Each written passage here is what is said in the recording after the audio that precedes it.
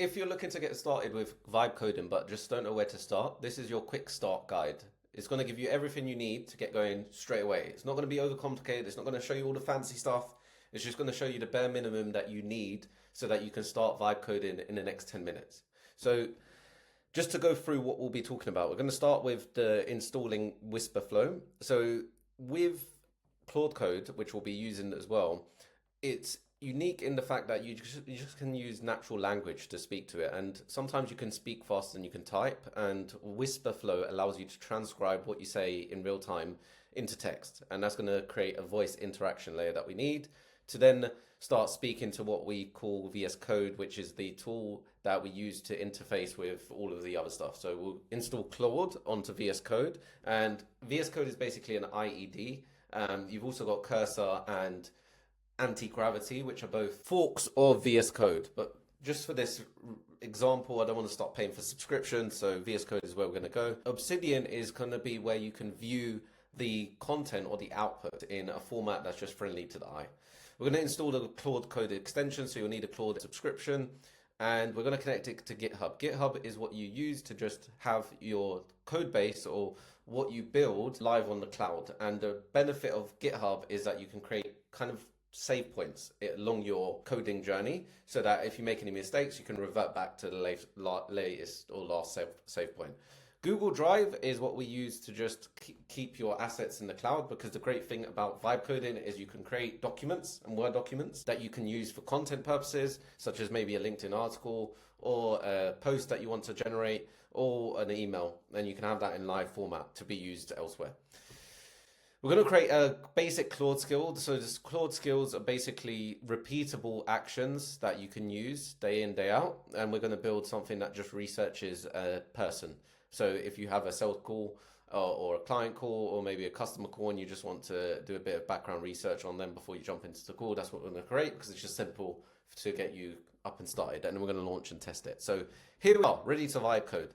So to start off with, we're going to install VS Code as a and it will be this option, Visual Code Studio. Download it for your platform, and then you'll be given this. What we're going to do is you'll start off with something that doesn't look like this. It will just be blank, and you're going to start with opening up a folder.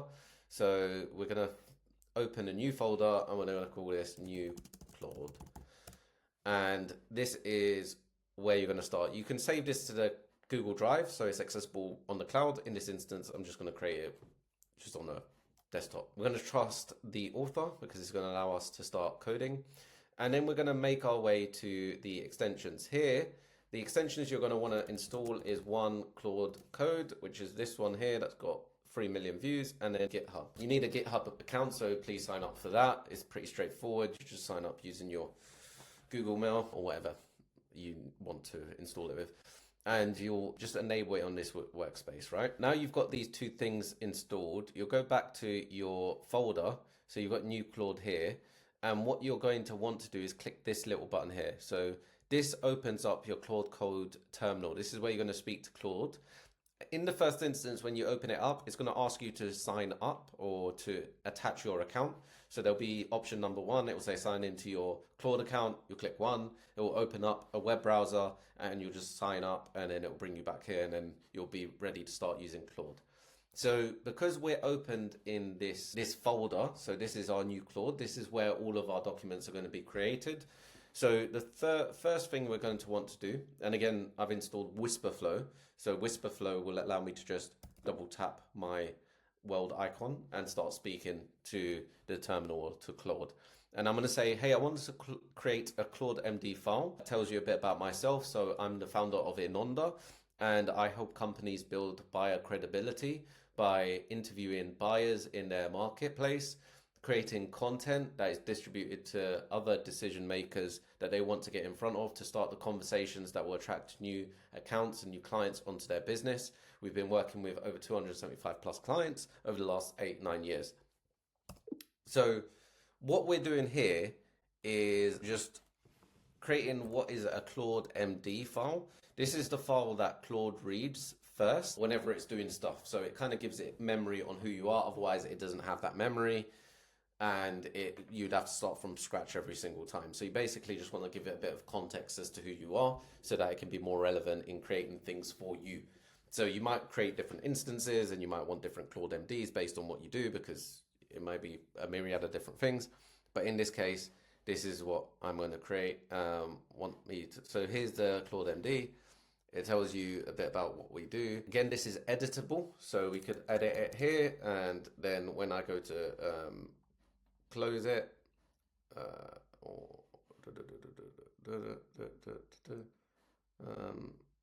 close, it will then say, do I want to save? In this case, I'm not going to save because I just rip gobbledygook on it. Where I'll open up Obsidian now, just to give you a demo, is that in this, if I open up a vault and then I open up that same new Claude account or folder, you can see that it now starts to format it with subheadings and headlines and so on. So here you can see that it's not got that same formatting, so it's a bit harder to read. So that's kind of why we use Obsidian, because we can directly edit this as well. So you can see here, for example, the name is wrong. So it's Inonda, which stands for live on air. But now we've got something that, and you can see it's updated it here, right? So we've got the Claude.md file started.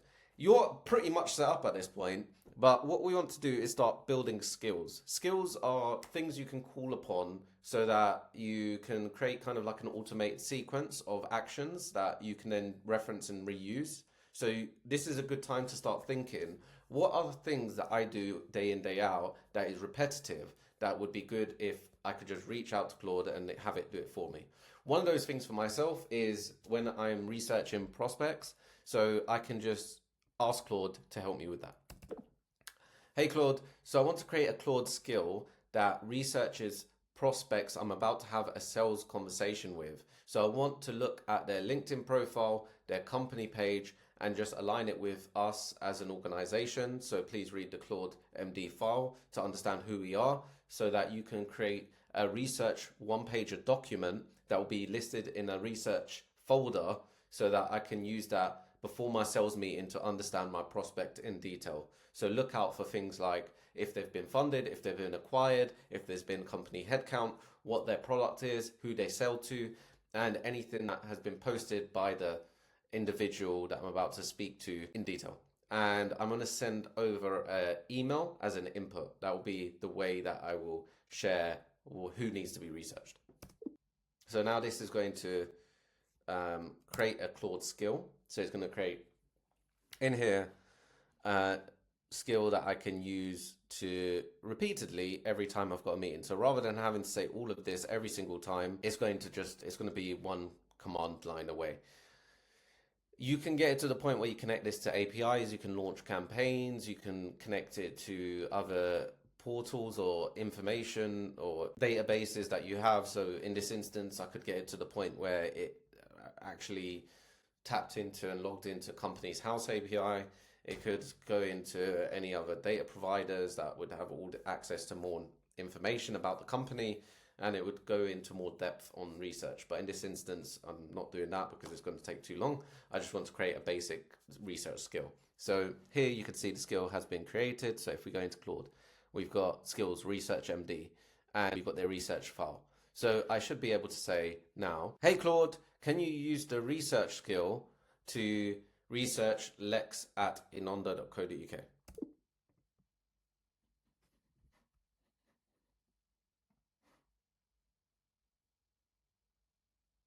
So now it should go and research the prospect, and it's just going to go through and look at all things that it's got. And it's obviously, my name's it's got the wrong name, so we'll see what it does here and see if it picks me up off the back of this wrong content I've put together. So you can see it's corrected it for me. So it's really intuitive in this instance. So it will go through this, and basically it should output a file here in the research document. And you can also look at the skill and see what it's going to do. So research prospect before a sales conversation, instructions when the user provides an email address or prospect details, perform comprehensive research and put it in the research folder. extract to the prospect's information, research their individual, research the company, identify alignment opportunities with Ananda, output format, and it's got all the information there. So at the moment, you can see it's going through all of that process right now. So again, we want to keep it very simple. We don't want to overcomplicate this, because essentially at this point, you can start speaking to the Claude agent and build what you feel is relevant. The world's your oyster at this point. However, what I would say is that you want to start off with simple, repetitive tasks, because as much as it sounds fun to build a front-end vibe coding amazing thing, there's layers of complexity that will then start to create bugs and make you go back and forward. So we're just trying to keep this simple to just show you some of the simple things that we can do. And like, this is something as an example that's just going to output a one-pager, and it's useful for me, right? Now I'm going to then connect it to GitHub, and literally I'm just going to ask it to connect to GitHub, and then it's going to ask me for my GitHub folder, and then I'm going to create that, and then everything's connected.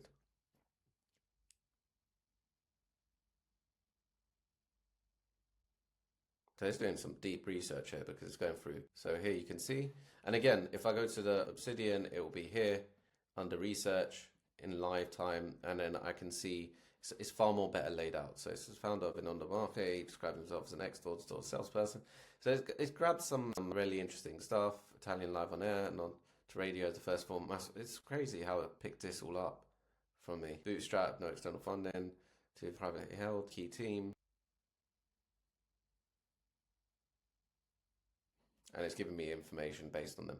Now, naturally, I could go into more depth about who my company is, so it can give better research and suggestions and all that great stuff. But you know what? It's done a really good job. It's picked up some stuff that I would find very hard to research about myself, and it's done it in minutes. And it's created a folder file for me to look at. I could also put this into my CRM, connect it to an API and all that great stuff. But again, we're just trying to keep it simple. I want to commit this to GitHub. So now I'm saying I want to basically commit this to GitHub. So allow Git, because we've installed the extension, the GitHub extension. Let's see what it does. Some additional access.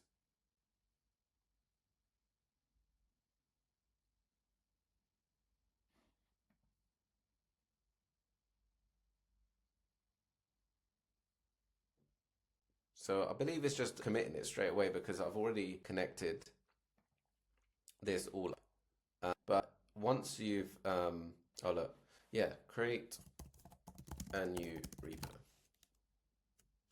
So basically a repo is like a repository where you're hosting this kind of tool or product, and you might build 20 products under one repository, but it's basically saying this, look, this is where it is.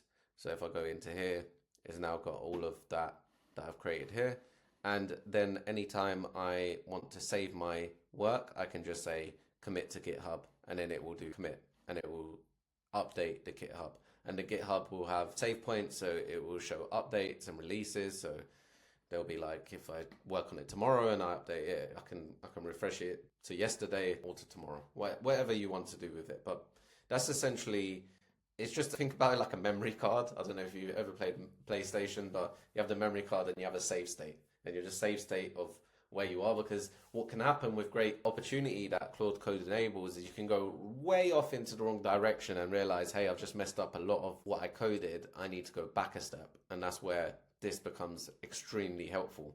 Now, you don't need to commit everything to GitHub. So for example, committing my research, that probably doesn't make sense because it's just more of an output as opposed to the skill, which is what is the system behind it. So you want to commit the system to GitHub, not necessarily the research. So that's where you can say ignore the research folder, and that will stop you from just committing everything to Claude, to GitHub, which you don't need to do. So the git ignore is exactly that. It's like saying ignore this that don't need to be updated to GitHub. But that's it, pretty much it. You've now installed a system, and you can create another. You can go and start asking Claude to create whatever's in your dreams. This is kind of step one of a vibe coding tutorial that I would start off with, because now you can literally speak to Claude Code and build whatever you want, make your own mistakes, but you're set up in a way that you can save state and that you've got your Claude.md file set up. Any other things to note is like your first skill you can create is a skill to create skills, so you can reference a skill so that you give context to that skill. Because what happens with Claude is that it can create a skill without having reference to the infrastructure of your directories, and then it will create things in places you don't want it to be created. So basically with the initial skill, you can say, with all skills created, please reference to Claude.md to get an understanding of the business, and then the directory to understand the layout of where things should be placed, so that it starts to understand what should be placed where. But this is kind of layer one. So I'll leave it there for now.